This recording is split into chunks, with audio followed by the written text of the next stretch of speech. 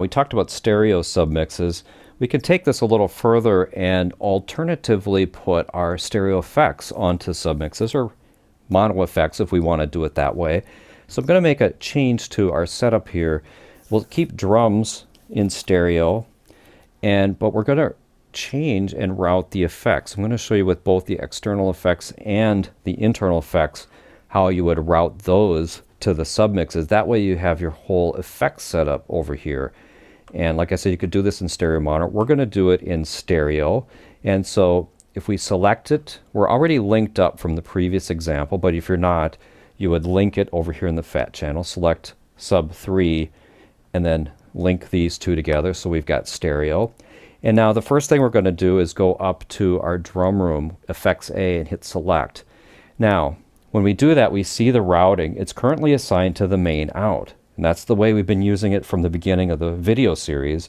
But instead, we're going to assign it over here to sub 3, which will get us sub 3 and sub 4, and then take it off from the main. And let's do that for all of our effects processors. We don't want it going to the main. We want it, first of all, going to the sub. Effect C, same thing. We'll take the effect C to a stereo sub, and also to effects D. Now, the return from our external effect, we could do the same thing. So if we take our PCM42 external effect that I showed you earlier, it's currently assigned to the main. We'll take that off and then assign that to our stereo sub.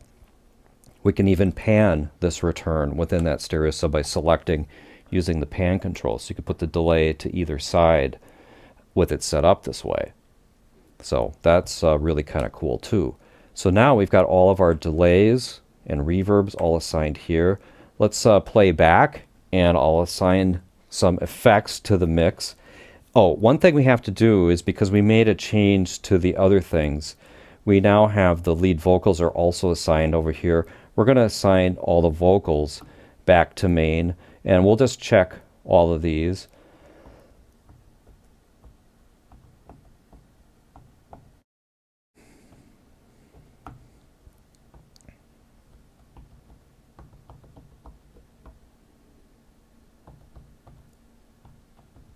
So all of our instruments and our vocals are now assigned back to main. So only the drums are assigned to the stereo bus. We have the effects going here.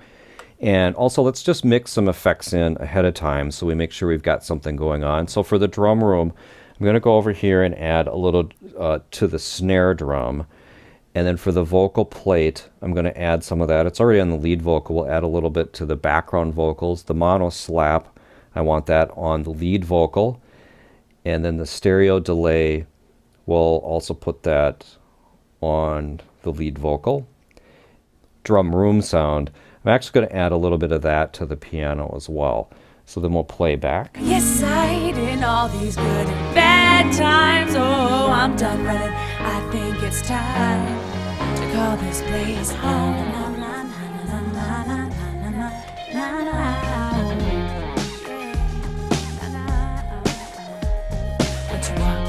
Slightly, lightly, right through our door. I don't presume that I won't get used to it now. Give me a time or two more. Oh, oh, oh, breath at a time.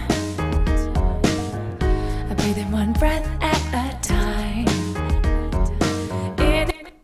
Alright, so when I first turned on the effects, I didn't have the knobs on the actual individual channels up, so we weren't hearing the effect of those. As I got those turned up, now I can turn all of my effects up and down on these two faders here, rather than going to all these individual knobs and this one here. And it's kind of really nice, because then you can kill these effects when the artist starts talking, and like I showed you before, you can play the entire set of effects to kind of bring them down for intelligibility, bring them back up for kind of a cool effect, or bring them back up during solos. That's how you run your effects through a submix on the Studio Live AI series board. Thanks for watching.